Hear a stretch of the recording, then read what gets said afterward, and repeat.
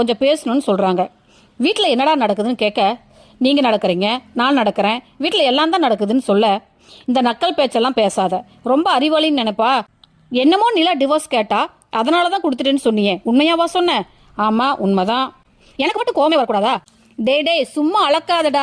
உன் மனசுல எந்த எண்ணத்தை வச்சுட்டு பேசியிருப்பேன்னு எனக்கு தெரியும்டா. அப்படி சொன்னா அந்த பிள்ளை உடனே இல்ல நான் சோழன் கூட வாழ்வேன்னு சொல்லுவான்னு தானே சொன்னேன். இல்லையே அப்படியெல்லாம் ஒண்ணும் இல்ல அப்படின்னு சொல்ல, இங்க பாரு, நீ நினைக்கிற மாதிரி எதுவும் நடக்காது.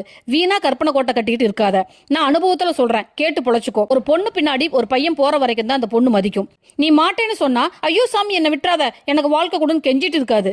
அதுக்கப்புறம் அம்மா நாளும் வராது, ஐயா நாளும் வராது அப்படின்னு நடேசன் சொல்றாரு.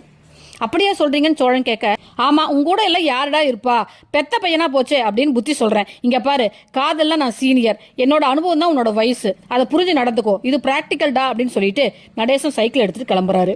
நிலா ஆபீஸ்க்கு ரெடியாகி வர